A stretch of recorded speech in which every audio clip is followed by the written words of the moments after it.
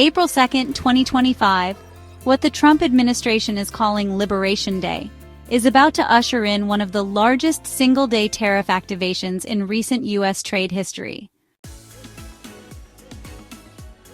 Over the past several months, the administration has announced and finalized a series of new tariffs targeting strategic imports. And on April 2nd, they all go into effect, from steel and aluminum to oil, semiconductors, and high-tech goods. It's a day that promises to reshape global trade relationships, test supply chains, and challenge businesses large and small.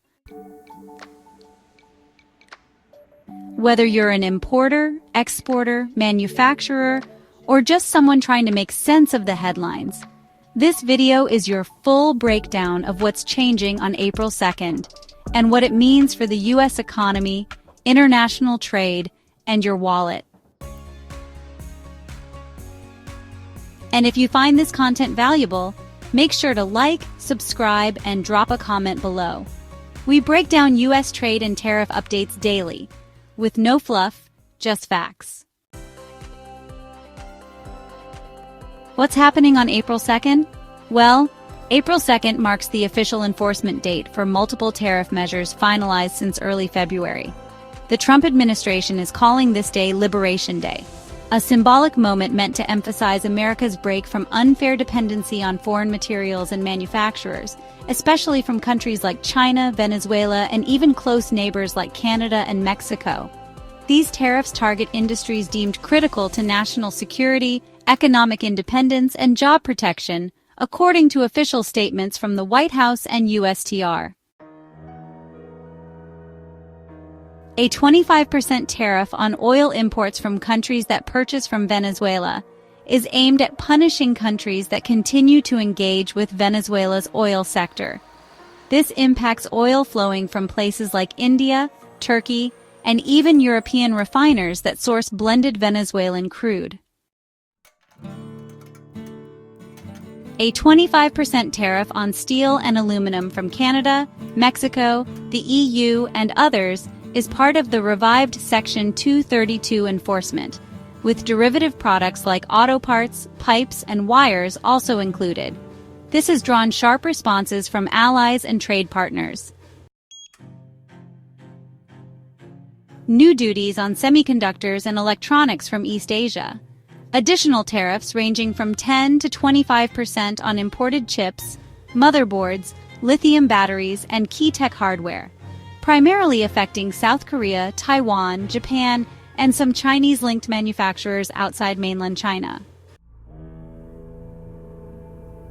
Section 301 expansion on Chinese goods, including Hong Kong. The finalized 2025 update to the 301 tariffs expands the duty list on Chinese imports, adding new product categories from electric vehicles and solar panels to machine tools and chemicals. A 25% tariff on Mexican and Canadian auto imports.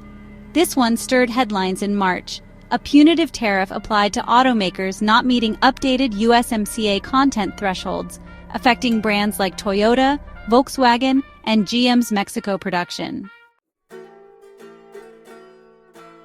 Copper import controls under Executive Order 14,220. While not a flat tariff, Executive Order 14,220 imposes tight restrictions on imports of copper and copper-containing materials, particularly from adversarial or non-transparent sources, with enforcement beginning April 2nd. Miscellaneous tariff adjustments on agricultural goods and pharmaceuticals. Several tariff lines reinstated or increased, including targeted duties on foreign dairy products, specialty chemicals, and active pharmaceutical ingredients from Asia and Europe. These April 2nd tariffs are expected to ripple through multiple layers of the U.S. economy and the global market. Let's break it down. In the short term, we're likely to see price increases on consumer goods, raw materials, and industrial inputs. Industries reliant on foreign steel, electronics, or oil could see their costs spike, and many of those increases will pass down the line to American businesses and households. While the administration argues this will boost domestic production, that shift takes time. In the meantime, the cost pressure could weigh on small businesses, delay construction projects, and put new stress on sectors already hit by inflation. The auto industry is already raising red flags.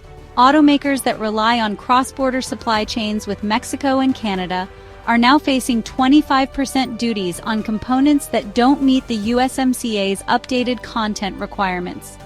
This puts pressure on companies like Ford, GM, and Toyota, many of which assemble vehicles in Mexico before shipping them back to US dealerships.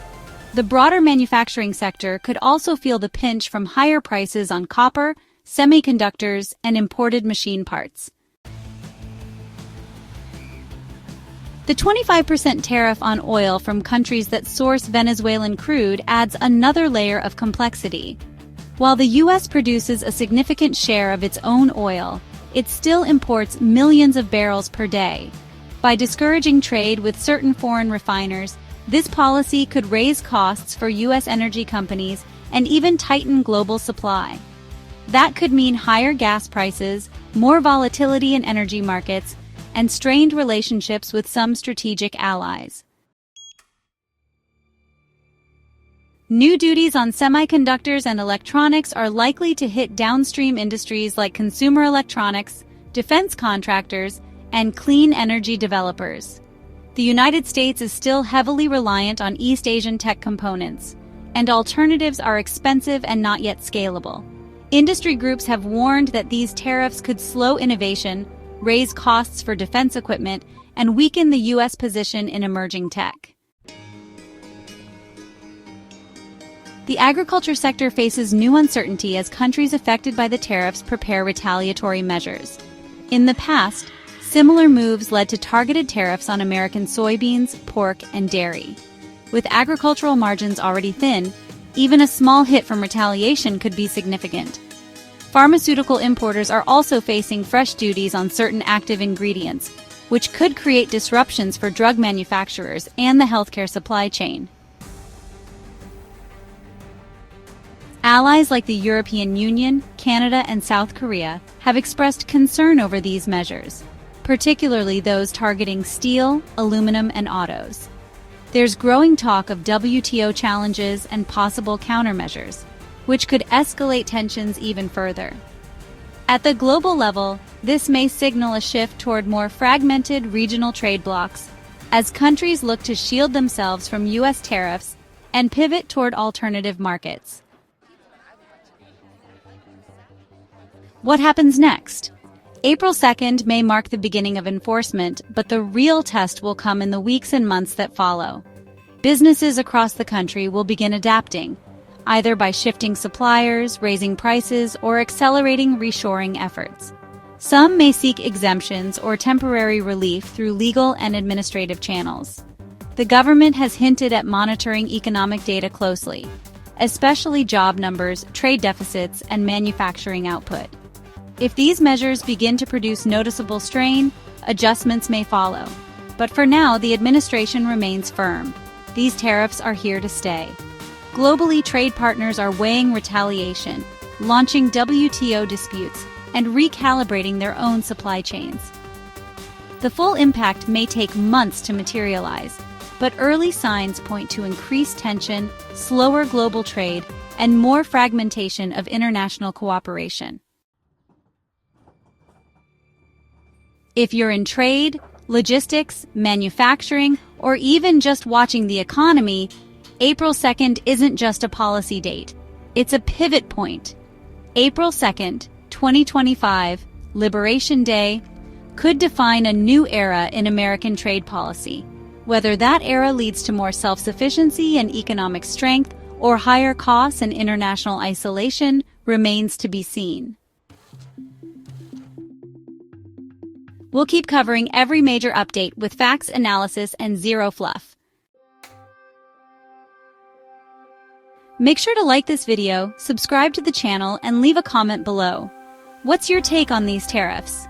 Are they the reset the U.S. needs, or are we headed into a deeper trade conflict? All sources are listed in the video description. Thanks for watching U.S. Trade and Tariff Watch.